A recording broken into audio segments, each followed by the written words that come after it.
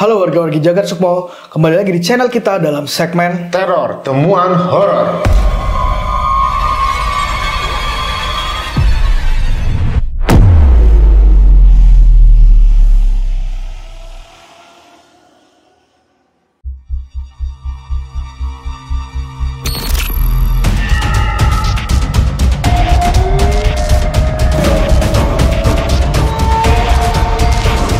Jagat Sukmo.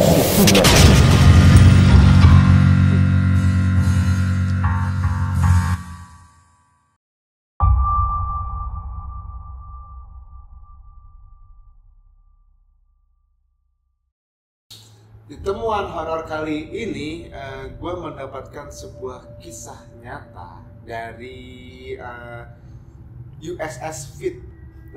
tahu website kan? Website USS Fit. USS Fit. Jadi dia ini bercerita tentang kisah mistis di pemakaman waktu malam. Pemakaman di waktu malam. Di malam hari. Di Combo tuh. Combo ya. Iya benar. Pemakaman udah serem, malam-malam lagi. Di daerah Purwodadi, Jawa Tengah. Wah, terpencil nggak? Terpencil. Triple dia. Triple. Betul. Triple combo. Combo kedua ya. Combo dua. Triple. Lanjut. Gitu. Oke, jadi Gimana ceritanya? ini menceritakan tentang dua orang. Ini dia bernama Bian dan Jaka. Bian dan Jaka. Bian dan Jaka. Si Bian ini ceritanya sedang mengunjungi temannya yang bernama Jaka di daerah Grobogan, Purwodadi. Oke. Jadi mereka ini berteman sudah lama dan tidak bertemu selama kurang lebih 5 tahun. Ya. Selama 5 tahun akhirnya mereka bertemu, ngobrol lah mereka panjang lebar sampai waktu maghrib tiba ceritanya. Waktu maghrib tiba, sholat maghrib. Setelah sholat maghrib, si Jaka ini yang dikunjungin, jadi si Jaka ini ngekos lah di daerah Purwodadi. Nah, daerah Purwodadi ngekos.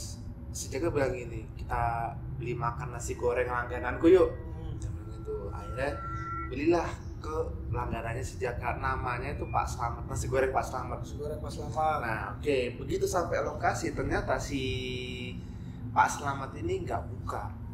Tutup. Dia gerobakan ya. Gerobakan ngetem. Oh. Stay gitu kan. Yang ada tendanya gitu. Nah, dia tutup, tapi di lokasi tempat jualannya Pak Slamet ini ada seseorang ceritanya. Seseorang ini pakai pakaian hitam dan compang-camping. Yang dilihat sama Jaka dan Bian itu pakai gelang apa tuh di tangan tuh banyak gitu lah, pokoknya kayak apalah nggak jelas lah dia bilang gitu. Oke. Kaget dong si Jaka ini. Loh, Pak Slametnya tutup kemana Pak? Si orang ini ngeliatnya langsung berubah mukanya. Jadi kayak dia tuh kayak lagi ngeberesin warungnya Pak Slamet ini. Oh, terus, orangnya lagi melakukan aktivitas tuh. Tapi itu tutup warungnya nih. Warung nasi goreng itu tutup, lagi melakukan aktivitas beres-beres. Jaka Bian dateng, si Jaka bilang gini, Pak Slametnya kemana nih kok tutup nih? Ya. Si bapak ini mukanya langsung berubah loh, tadinya kayak agak gak suka. Kagak suka gitu. Terus dia bilang gini, Pak Slametnya sudah meninggal dan akan dimakamkan malam ini di daerah. Baru hari itu meninggalnya. Dia bilangnya begitu, di daerah mana? Dia bilang daerah Mirosari. Masih daerah-daerah Purwodadi gitu. Oke. Setelah itu si Jaka bilang gini, kaget dong, innalillahi kan. Akhirnya si Jaka bilang gini, ya kita tengokin itu, kita ngelayat yuk ke Pak Slamet. Kata Bian gini, jangan Jak, karena lokasinya sangat jauh dari tempat kita sekarang ini, sekitar 1 jam. Dan waktu itu posisinya sudah malam kan. Tapi si Jaka ini ngeyel, ayo dong ini soalnya aku udah kenal banget sama Pak Slamet gitu, gak enak lah sama keluarganya kalau nggak nengokin atau ngeliat lah. Akhirnya si Bian misalnya luluh lah, oke lah, tak temenin si Jaka ini, diantar lah setelah Isya.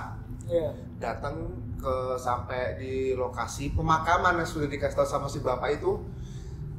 Tapi begitu sampai sana Jaka sama Bian tuh kaget.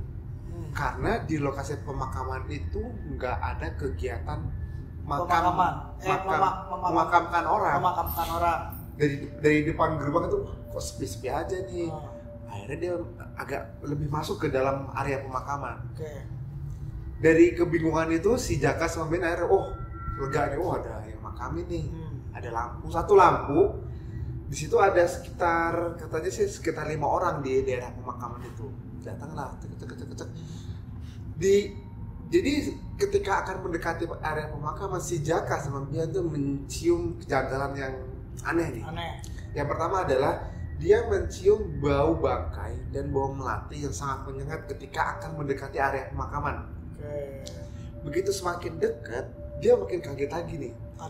Karena semua orang yang ada di situ semuanya diam. Itu tadi setting waktunya malam. Malam. Jadi kan setelah Isya tuh. Iya. Setelah Isya semuanya diam di situ. Diam di situ. Itu semuanya bengong, ya bukan bengong sih, kayak diam gitu tapi ngeliatnya ke makam. Di liang lahat itu ada 2 orang yang turun. 2 orang turun dan 1 jenazah nih ceritanya nih. Tadi gue potong. Jadi begitu mau sampai makam, ini back dulu ya. Jadi sebelum sampai makam itu si Bian sama si Jaka itu ngelihat pocong. Ngeliat pocong, dia kaget nih mereka berdua. Ngeliat pocongnya di atas motornya nih berdiri cerita ini. Ini gue agak mundur dulu ya, gue lupa. Dia ngeliat di atas motornya itu ada pocong. Dan pocongnya itu ngeliat ke arah depan gitu loh. Jadi kayak tatapannya kosong, matanya tuh kayak sini, katanya apa, hitam lah, dia bilang gitu. Terus di mulutnya itu kayak ada bekas darah kering gitu. Dia kaget tuh, dia baca doa, akhirnya pocongnya hilang lah. Jalan lah mereka udah cuekin jalan sampai pemakaman dan ketemu di jenazah itu ya apa rombongan itu tuh. Begitu ngelihat itu si Bian kaget nih. Bian sama Jaka tuh kaget. Setelah kaget itu si orang kelima ini langsung ngelihat ke arah si Jaka sama Bian itu. Ngelihat dengan muka yang langsung kayak masih berubah gitu loh, tapi belum masih bentuk orang, tapi mukanya pucat. Habis itu si Jaka sama Bian tuh kayak, udah ini bukan pemakaman Pak Samad nih, kata si Bian nih. Balik kita balik. Begitu dia balik, lari nih ceritanya.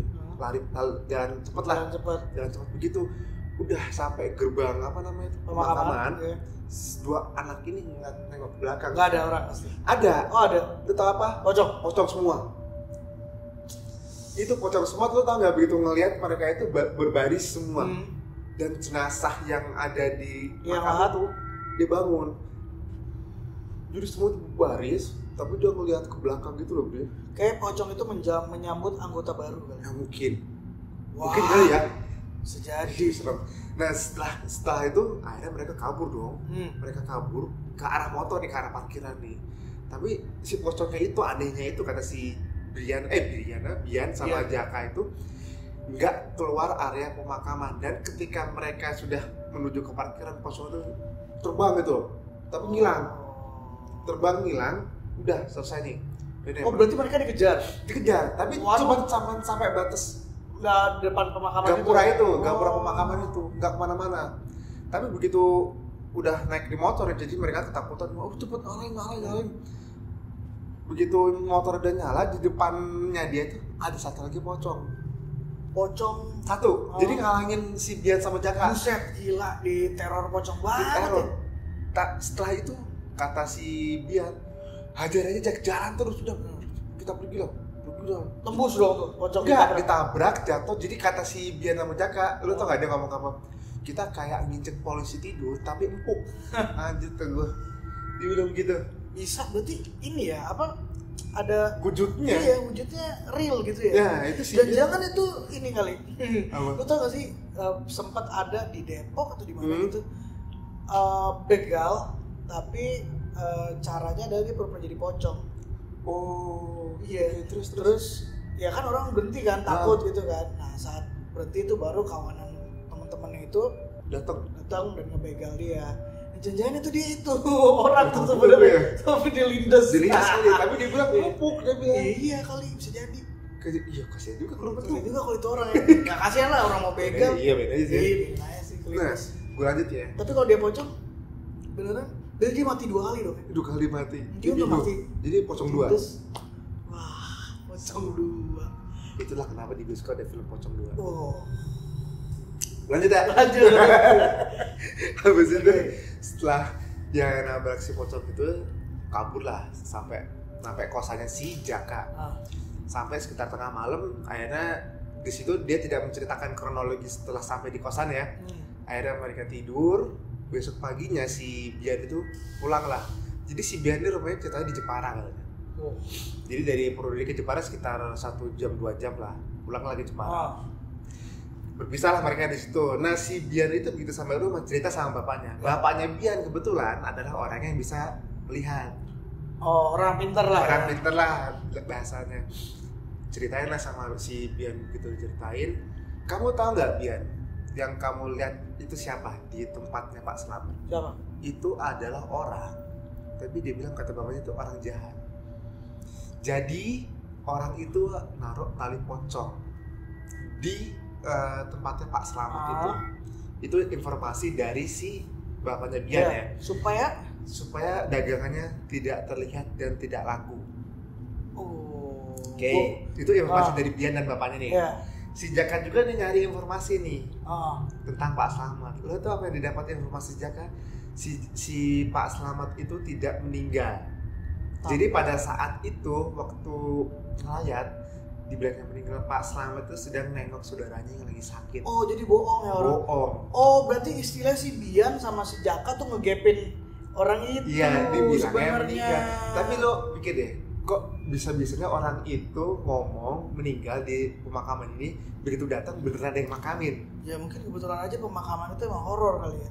Ya kan yang makamin ternyata pocong semua. Mungkin bentuk penampakannya kali gitu ya. Iya. Di makhluk-makhluk situ kali ya. Jadi emang ya namanya juga datang ke pemakaman kan, pasti ada aja.